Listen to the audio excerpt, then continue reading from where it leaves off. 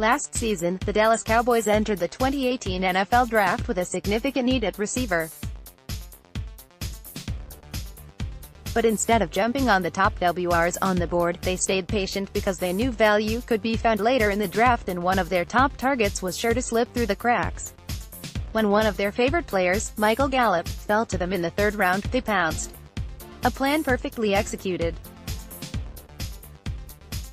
We see the same thing unfold year after year. It happens at other positions as well, but receiver seems to have the biggest variability. How come? Matching teams and receivers is complicated. Receivers are like automobiles. They are a means to get you where you want to go. There are also a vast number of varying shapes and sizes that are either more or less attractive based on user needs.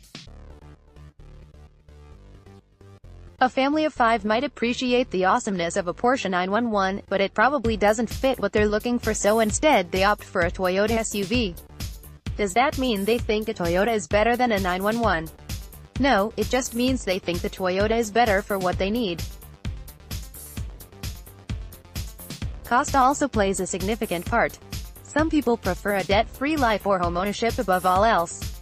They probably aren't interested in the cost that accompanies a Porsche. The same can all be applied to NFL teams.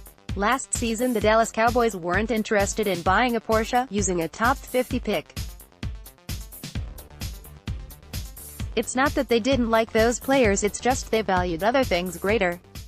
The Dallas Cowboys also seemed to have a type they were looking for.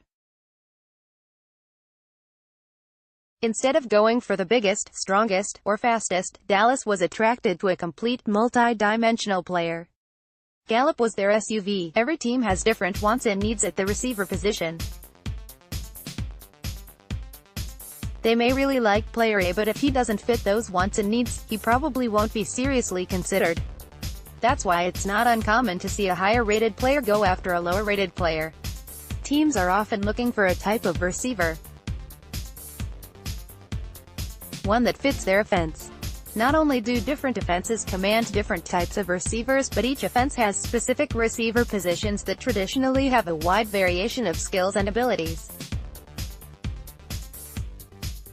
The X-receiver lines up at the line of scrimmage, so he must be able to withstand the effects of press coverage. This guy needs quickness, strength, and technique to reliably beat press and stay in time on his routes. The Z typically offers the speed.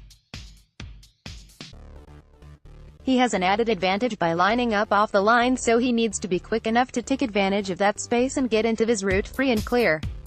The Y, or slot, has the biggest advantage of all since he can break in any direction.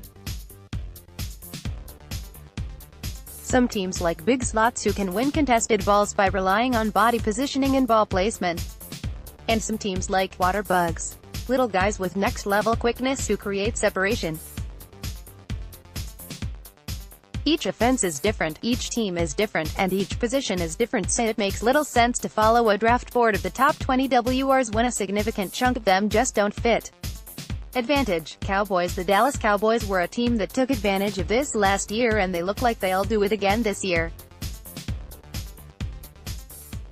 Based on the list of 30 visits, the Cowboys seem to be targeting route runners and burners.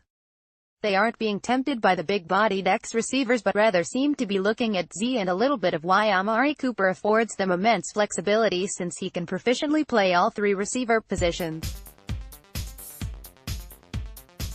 Even Gallup appears like he's physical enough to work out of the X should Coop move inside. The point is, not every receiver is a fit for every team, and some won't be considered at all. This is the perfect environment to sit back and wait for a bargain to fall.